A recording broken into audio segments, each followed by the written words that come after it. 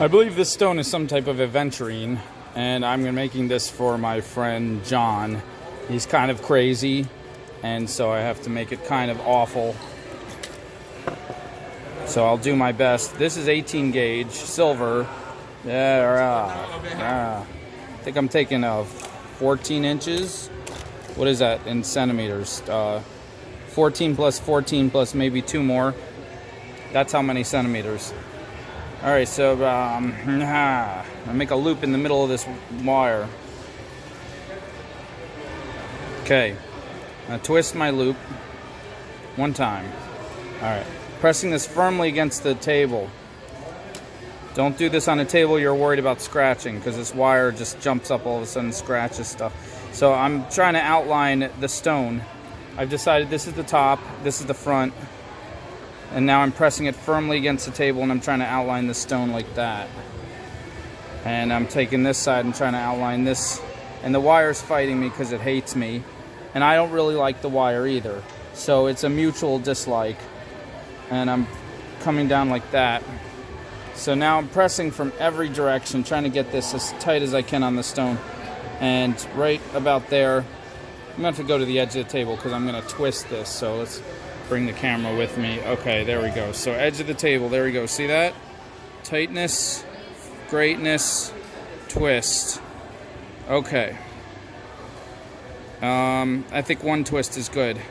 Now normally I do some pretty cool, cute, oh, you see my shoe? There you go. Some pretty cute curly cues, you know, going up the front like that, just like the stone that was currently in my profile picture. It might not be there when you watch this video, but it's there as I'm making it. And see, oh, that little bend right there. I'll bend that later. I'll give that a little bend right there. But I'm not going to do the curly cues for John because he thinks that that's too girly because there's something wrong with him. Anyway, so I'm just going to I'm going to do some just sharp bends like this, just so I have something to catch the wire on later. And that's pretty much it. I'm just going to come up to the top here now. I'm going to come around here, tightly wrap that around there. I'm pressing really firm, really firm. I'm pressing here with one finger, here with my thumb, here down on the stone. It's pressing, because I'm not really good at this, so I make up for my lack of skill by just manhandling the stone, because it makes me feel better about myself if I can beat up on something. And the stone can't really fight back, at least not yet. If I drop it or something, maybe it could hurt me. All right, so then now we got this part. Now we're going to come back to the edge of the table, and we're going to bend this around back. Now we're going to carefully lift it up, turn around, see this is our back. And notice this stone has no hole. Do you notice this incredible skill you're witnessing? And now this back here, again, I'm just going to give it some zigzaggy nuttiness, because I can't put curly cues because John is afraid of them. He's curly cue phobic. Something that afflicts a lot of men these days, I'm so sorry to say. Anyway, so I got it pretty tight. It hasn't jumped out of the stone yet, which is good for me, because then you guys would actually see how bad I am at this. And come around again with this one around. So now we got it scarfed twice, and it looks like an alien jumping for joy with his arms up. Party time, yeah, party time, woo! And now I'm back to the front. I'm just gonna scarf these around here, like that's, you know, pretty much. This one will come around and around and around, and then I'm just gonna, that's high enough. I have to leave room for the other one. Just cut this in the middle right there, tuck it in, and cut it a little. I always cut very precisely, because if you want this to really tuck just perfectly, you gotta like get just enough on there that it's not too thick or too, not sticking out too much or too little. There we go.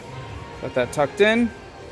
Make this loop a little wider while it's still pliable before we scarf it any further. I'm just coming around and pinching it. kind of widen it out a little bit. You gotta do it real carefully or you'll scratch the wire. You can do it with the round nose too. Okay, now this one, you see it's sliding right out because I didn't do a good job. This one, we're gonna come, just go around, came straight up like that, and scarf it a little more. And look at that, I didn't waste any wire hardly. We're right at the end of our wire. Do the same thing here. Okay, another 14 inches or so. This is 22. I would use 24 or 26. I don't have any because that would be actually being prepared. So, you know, whatever. Find a place to anchor it like this. And this stuff, this thin stuff is the stuff that's going to do all the work. Come to the middle of the wire because that's what I do. I don't know why. Something wrong with me. And now we're gonna bend these like this. I'm still holding this stone really tight because it's not really secure at all. But we're bending these like this, and now we're just gonna crisscross and wrap it. And this we're really gonna try to make it secure so it looks like I know what I'm doing for once. So where do we go first? I don't see anywhere to go, so I'm just gonna start wrapping it underneath this stone right here. And as much as it's not secure, it is kind of tight here, so I have to get my fingernail under there to really get it. And now now the whole thing's just coming out. You stay put.